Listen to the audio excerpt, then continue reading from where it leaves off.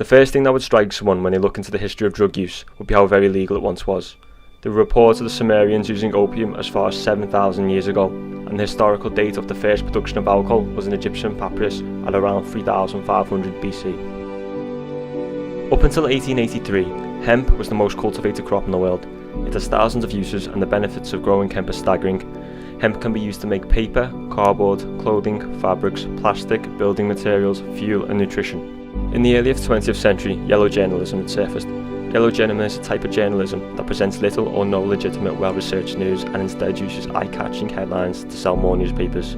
Articles published during these times depicted blacks and Mexicans as frenzied beasts who would smoke marijuana, play devil's music and disrespect white women by looking at them twice. This was shortly after the revolution in 1910, when a lot of Mexican immigrants were entering the country. During this time there was a failing alcohol prohibition. Therefore, many Mexican workers would smoke cannabis. It was a lot cheaper compared to the prices of illegal alcohol and helped them to unwind and relax after a day's labour.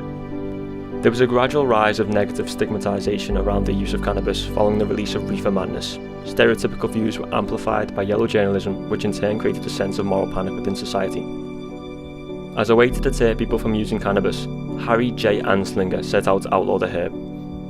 With gangsters like Al Capone making serious profit from the prohibition of alcohol, Anslinger wanted his very own rise of fame and conjured a plan of his own to make a business out of the prohibition of drugs such as cocaine, opiates and cannabis. The Federal Bureau of Narcotics was formed on June 14, 1930, and Anslinger served as the FBN's first commissioner. He used quotes such as, "Marijuana is the most violence-causing drug in the history of mankind," to aid its success with outlawing cannabis.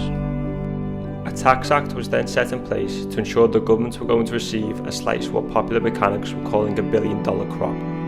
The first person to be convicted of selling marijuana was Samuel R. Cardwell. He did not have a tax stamp the day the tax act was enacted and therefore was sent to prison for 4 years. Things stayed like this until World War II, when the government recognised there was a potential for an abundance of resources that could be provided by hemp. The American government decided to create a public information film to address this issue, as it could be the solution which aids in winning the war. Hemp for Victory was the public information film they created. The public information film was extremely supportive for the cultivation of the crop, stating that it is the most robust, durable and accessible fibre known to man, perfect for soldier parachutes and tow ropes within the Navy. Hemp for Victory became a key piece of propaganda during the war and was extremely vital in aiding America's victory. Towards the end of the war, there was power struggles between the Soviet Union and the United States, and once it had ended, there was already another war, the Cold War. There was an abundance of firepower on either side which led to threats of all-out nuclear warfare. The American Congress acknowledged that hemp was illicit for all the wrong reasons. It didn't make people violent or delusional. It made people more self-aware, conscious and considerate. It made people peaceful.